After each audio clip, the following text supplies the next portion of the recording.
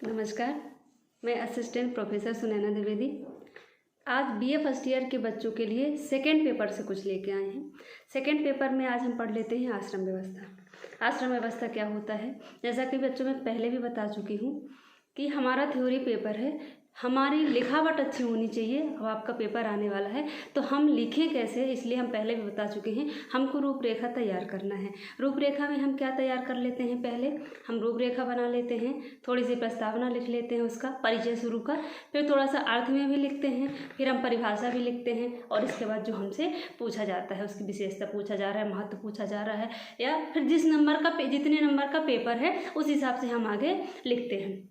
तो हमने आज भी वैसे ही किया है, अपना शेड्यूल तैयार कर लिया है। थोड़ा सा हम प्रस्तावना में देख लेते हैं कि प्रस्तावना में हम क्या पढ़ते हैं। आश्रम व्यवस्था क्या होता है? आश्रम व्यवस्था बेटा समाज की एक व्यवस्था है जिसमें मानव चलते हुए अपने जीवन को निरंतर व्यवस्थित कर लेता है और लास्ट में मोक्ष की प्राप्ति करता है और इस प्रकार से अपने जीवन को वो व्यवस्थित करते हुए आगे चलता रहता है। हम इसको आश्रम व्यवस्था कहते हैं, जिससे वो सही तरीके से अपने संपूर्ण जीवन को जी पाता है और एक समय सीमा में निर्धारित कर लेता है या समय सीमा में अपने आप को बांध लेता है, जिसके कारण उसको अन्य किसी गलत कार्य की तरफ जाने के लिए समय ही नहीं मिलता है। हम इसको कह देते हैं आश्रम व्यवस्था। आश्रम व्यवस्था को हम अर्थ जब देखते हैं साधारण अर्थों में, तो आश्रम को अलग अलग प्रकार से बताया गया है। आश्रम का मतलब किसी ने बता दिया है, शाब्दिक अर्थ आश्रम जहाँ पे हम रुकते हैं या ठहरने का स्थान, जहाँ हम रुक लेते हैं या परिश्रम करते हैं, कहीं जा रहे हैं, रास्ते में हैं, तो हम कहीं धर्मशाला में रुक जाते हैं तो आश्रम समझ लेते हैं। वास्तव में आश्रम ये नहीं होता है। आश्रम की परिभाषा अलग अलग तरीके से दी गई है। जैसे महाभारत में बताया गया है, परिभाषा में आ जाते हैं हम। महाभारत में बताया गया है कि आश्रम क्या होता है? एक परिस्थिति है आश्रम जिसमें व्यक्ति अपने जीवन को आगे चलते हुए मोक्ष की प्राप्ति करता है। एक प्रकार की व्यवस्था है, एक परिस्थिति है जिसमें व्यक्ति अपने आपको समय सीमा में बांधकर एक अच्छा कार्य करते हुए आगे की ओर बढ़ता है और अंत में मोक्ष की प्राप्ति करता है। फिर एक हम परिभाषा और पढ़ लेते डॉक्टर यादव की, जिनके अनुसार क्या बोले हैं उन्होंने? आश्रम का अर्थ जीवन की उस व्यवस्था या भाग से है जिसमें मनुष्य खूब परिश्रम करता है। कुछ विद्वान अलग अलग समाजशास्त्री अपने अलग अलग नाम देते हैं। एक ऐसी अवस्था है जिसमें व्यक्ति आगे बढ़ता जाता है और उसी समय सीमा में रह के संपूर्ण कर्तव्यों का पालन करता है। जिस प्रकार से आश्रम में बताया गया है उस प्रकार से उनकी जो संपूर्ण कर्तव्य है उनको वो पालन करता है। फिर हम आ जाते हैं अब आश्रम व्यवस्था का विभाजन या वर्गीकरण। हम आश्रम व्यवस्था को 4 भागों में बांटते हैं। बच्चों सभी को पता होगा, ये कॉमन चीज़ें हैं जो सबको पता होती है। तो आश्रम व्यवस्था को हम 4 भागों में बांटते हैं। कौन कौन सा आश्रम हो जाता है? ब्रह्मचार्य आश्रम, जिसको कितने साल का माना गया है? 25 साल का माना गया है। दूसरा क्या हो जाता है? गृहस्थ आश्रम, जिसको भी हम 25 साल का मान लेते हैं। फिर तीसरा क्या हो जाता है? वानप्रस्थ आश्रम, जिसको भी हम 25 साल का मान लेते हैं। और चौथा क्या हो जाता है? संन्यास आश्रम। कई जगह या ऋग्वेद में लिखा गया है कि मनुष्य का जीवन 100 साल का मान लिया गया है और इन 100 साल के आधार पर 25-25 साल का बांटकर इसके 100 साल को पूरा बांट दिया गया है। इस 100 साल में 25-25 साल के कर्तव्य बांट दिए गए हैं, जिन कर्तव्यों का पालन करते हुए व्यक्ति आगे की ओर जाता है और मोक्ष की प्राप्ति करता है। ये 25-25 साल किस प्रकार से हमारे होते हैं। पहला है ब्रह्मचार्य आश्रम।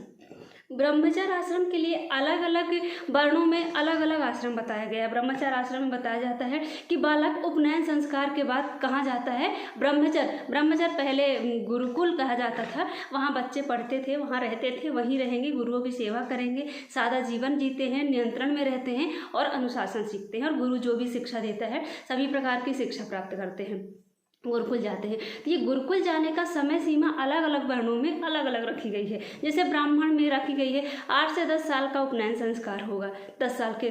फिर 10 से 14 वैश्य लोग का हो गया है या क्षत्रिय लोग का हो गया। क्षत्रिय लोगों में और अलग अलग समय सीमा निर्धारित की गई है। 15 से 16 साल का समय सीमा निर्धारित कर दी गई है।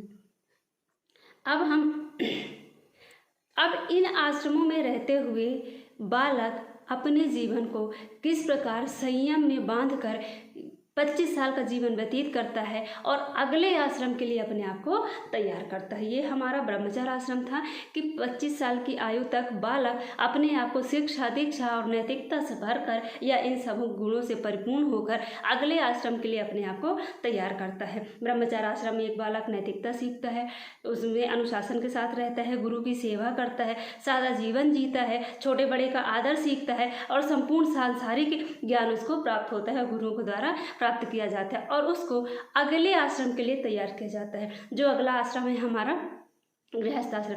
गृहस्थ आश्रम क्या होता है? गृहस्थ आश्रम 26 साल से 50 साल के बीच की आयु का होता है। इस आश्रम में एक व्यक्ति जो संपूर्ण शिक्षा प्राप्त करके आ गया है, जो अपने जीवन जीने के लिए संपूर्ण शिक्षा प्राप्त कर लिया है, वो गृहस्थ के कर्तव्य पूरा करता है। उसके गृहस्थ में बहुत सारे कर्तव्य होते हैं जिनका वो पालन करता है और पूरा करता है। 25 साल की आयु में अपना शादी ब्याह करता है, गृहस्थ जीवन जीता है, अपने बच्चों के प्रति कर्तव्य पूरा करता है, अपने माता पिता के प्रति कर्तव्य पूरा करता है, अपने रिश्तेदारों के प्रति कर्तव्य पूरा करता है और इन कर्तव्यों को पूरा करते हुए एक व्यक्ति अपने आप को वानप्रस्थ आश्रम के लिए तैयार करता है। जब वो वानप्रस्थ आश्रम में प्रवेश करता है तो वो क्या करता है, धीरे धीरे अपने आप को गृहस्थ आश्रम से मुक्त कर लेता है और वानप्रस्थ आश्रम में चला जाता है, जहाँ वो निःशुल्क शिक्षा देने लगता है, समाज की सेवा करने लगता है, कहीं आश्रम में लोगों की सेवा करने लगता है, गुरुओं की सेवा करने लगता है। वो इस प्रकार अपना जीवन सादा बनाता रहता है और अपने आप को ढालने लगता है संन्यास आश्रम में प्रवेश करने के लिए, और वह संन्यास आश्रम में प्रवेश कर जाता है। यह आश्रम उसका वानप्रस्थ आश्रम उसका कितने साल का रहता है? 51 साल से 75 साल तक का रहता है। इस 51 साल से 75 साल की उम्र में वह ये सब कार्य करता है, समाज के लिए अपना कार्य करता है या समाज के लिए सेवा करता है। फिर चौथा आ जाता है उसका संन्यास आश्रम, जो लास्ट का होता है। ये कितने का होता है? 76 साल से 100 साल तक की आयु में, इतने में उसकी आयु पूरी हो जाती है। एक व्यक्ति जब ये तीनों आश्रम पूरा कर लेता है तब उसका जीवन एकदम सादा, एकदम सरल, सहनशील, सुलझा हुआ हो जाता है। वो हर परिस्थिति में अपने आप को ढाल लेता है, उसका खान पान सादा हो जाता है, वह जंगल में जाता है, साधु सन्यासी की सेवा करता है या खुद तप तपस्या करता है या मंदिरों में जाकर रहने लग जाता है और इस प्रकार अपने जीवन को मोक्ष की प्राप्ति की तरफ ले जाता है या लास्ट में मोक्ष की प्राप्ति करता है। फल खाने लगता है, कंदमूल खाने लगता है, जंगलों में रहने लगता है और अपना जीवन इस प्रकार व्यतीत करने लग जाता है। इस प्रकार ये क्या हो गए? हमारे 4 आश्रम हो गए। इन आश्रमों का मेन उद्देश्य क्या होता है? अपने जीवन को कर्तव्यों के साथ पूरा करते हुए मोक्ष की प्राप्ति करना, या अपने जीवन को सदैव एक व्यवस्थित तरीके से व्यतीत करते हुए, कर्म और धर्म का पालन करते हुए वो अपने जीवन का मोक्ष की प्राप्ति की ओर ले जाता है। एक व्यक्ति अपने जीवन को मोक्ष की प्राप्ति की ओर ले जाता है। अब हम आ जाते हैं महत्व में। महत्व अलग अलग होता है। वानप्रस्थ आश्रम का अलग महत्व होता है, ब्रह्मचर्य आश्रम का अलग महत्व होता है, गृहस्थ आश्रम का अलग अलग महत्व होता है। महत्व में कुछ समान महत्व होते हैं और कुछ विशिष्ट महत्व होते हैं। जैसे विशिष्ट महत्व, संतुलित विकास। यदि हम बच्चों को बताते हैं, यदि हम समय सीमा में बंध के कोई कार्य करते हैं, यदि हमारा समय निर्धारित होता है तो हमारा विकास संतुलित होता है। हमारे विकास में कभी भी संतुलन बिगड़ता नहीं है। हम समय सीमा में अपने आप को बांध लेते हैं, हमको इतने घंटे ये करना है, इतने घंटे ये करना है, इतने घंटे ये करना है, और यदि हम 24 घंटा अपना निर्धारित कर लेते हैं, बांध लेते हैं, तो कभी हम गलत कार्य की ओर नहीं जाते और हमारा विकास संतुलित होता है। इसीलिए जब हम आश्रम में रहते हैं या जो हम 25-25 साल का डिवाइड कर लिए, बांट लिए हैं, इन 25 साल में जितने हमारे कर्तव्य इतने होते हैं कि हम इन कर्तव्यों को ही पूरा करते हैं, हम कहीं इधर उधर नहीं भटकते हैं, अर्थात हमारा विकास क्या होता है? संतुलित होता है। फिर समाजीकरण क्या होता है? व्यक्ति इन्हीं 4 आश्रमों में कुछ ना कुछ सीखता है, जिसको हम क्या कहते हैं? समाजीकरण। जब ब्रह्मचर्य आश्रम में एक बालक जाता है तो वो बहुत सारी चीज़ें सीखता है, सहनशीलता सीखता है, शरीर को अपने कठोर बनाता है, थोड़ी सी गुरुकुल में रहता है, तप तपस्या भी सिखाते हैं गुरुजी लोग, तप तपस्या भी सिखाते हैं, योग सिखाते हैं,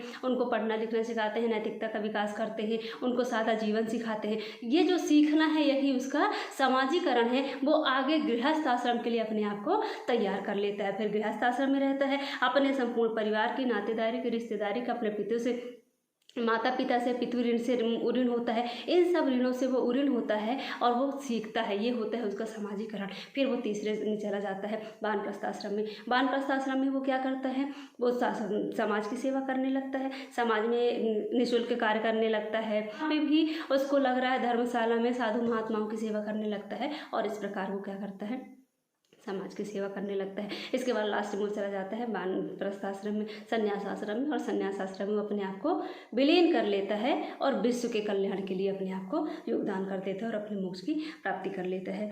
फिर जीवन निर्वाह की शिक्षा या अनिवार्य शिक्षा भी हम कह सकते हैं। हम आश्रम के माध्यम से अपने आप को अनिवार्य शिक्षा देते हैं। जब हमारा